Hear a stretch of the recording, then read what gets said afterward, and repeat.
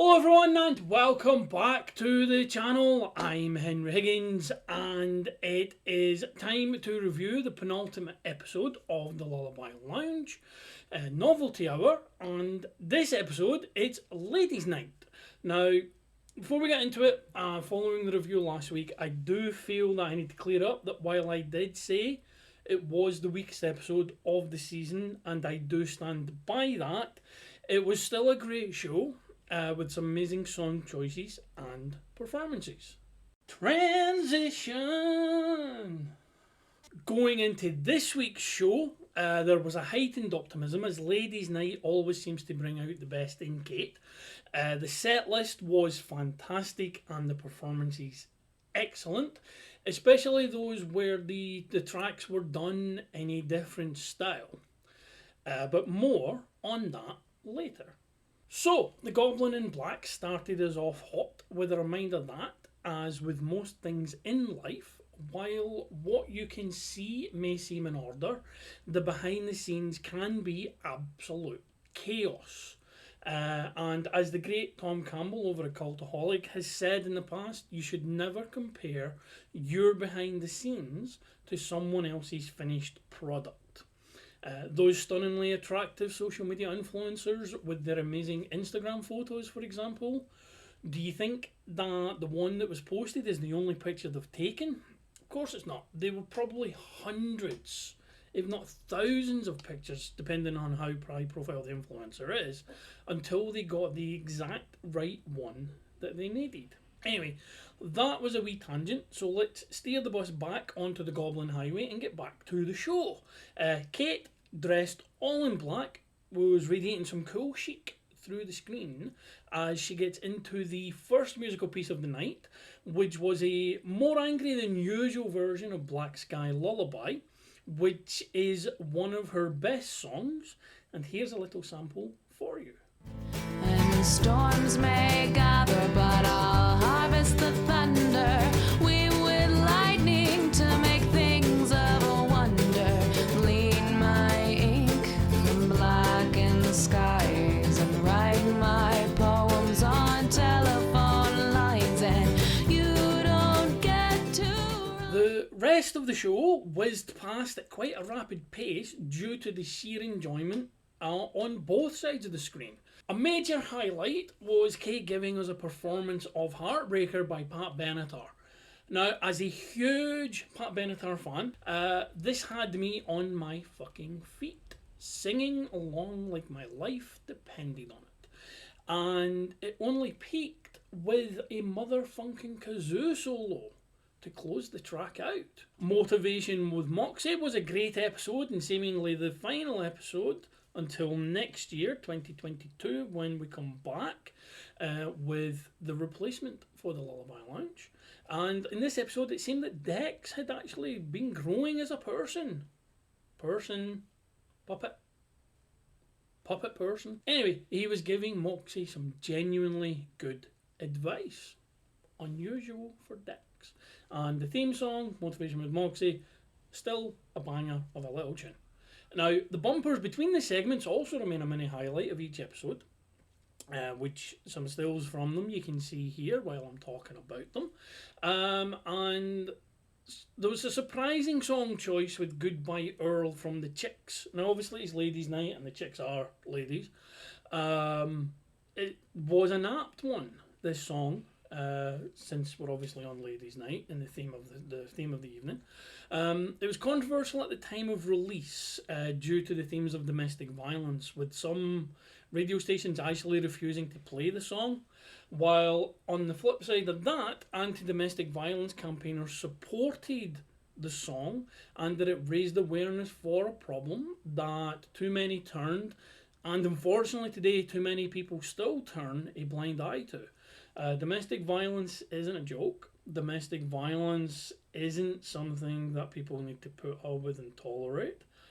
And this song, at the time it was released, promoted that. And then Kate, the ultimate entertainer that she is, took us into the mid-roll, teasing what the next song would be. And that was a pretty cool little thing.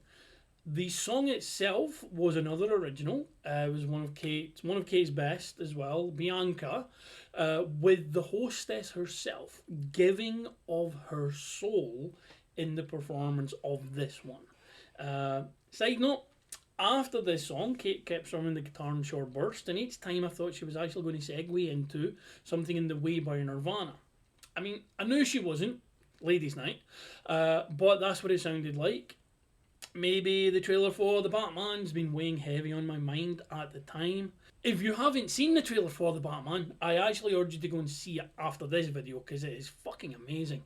The look, the tone, the atmosphere, some of the set pieces that were given in the trailer. Oh my god, is this going to be the Batman as he's never been seen on screen before? It looks fantastic. Yeah. I was born in this store. But back to the show. Other tracks that we had were You Oughta Know by Alanis Morissette. There was a flash of Miserlou, which is the Pulp Fiction theme. A wonderful Ask Trash Goblin segment, where obviously the people do their very best to ask questions of the Trash Goblin and get some Trash Goblin advice. And that was followed by Make Waves. Now, this is a song that never fails to make me teary-eyed. It's a wonderful song. The lyrics are amazing. I think part of it is from the Patreon, people on the Patreon got to see this song come together, which gave a bit more of an emotional attachment. And it's a song, as I said, never fails to make me a bit teary-eyed when listening to it, and it closes out the main show, and we take a wee break before the after party. Before we talk about the after show, I know I've said that about 3 times now, but before we talk about the after show, this episode was excellent.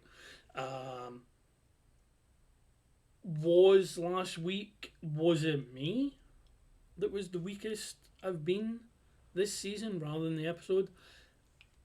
That's not for me to say. This episode was fantastic from beginning to end. It whizzed by, as I mentioned earlier. It was fantastic. It was entertaining. The song choices were great. And then in the after show, we get a sultry version of What Would Peggy Carter Do. Normally a fun, upbeat, almost pop song. But this was done in a lounge singer style that could have come straight from Michelle Pfeiffer in the movie The Fabulous Baker Boys. Now, I am showing my age with that reference, but that film, that was Michelle Pfeiffer, Bo and Jeff Bridges as brothers, as they are real brothers, is absolutely fantastic. It's a fantastic film with some great musical interludes in it, and Michelle Pfeiffer plays a lounge singer. There's a very famous scene with her across a piano, being parodied to death and mimicked to death, and her character singing this would have been perfectly in tone with that movie. It's a wonderful version. Please seek it out on the replay on YouTube. I'll put a link in the description below, or follow on Twitch, subscribe on Twitch. You can catch all the other episodes there as well.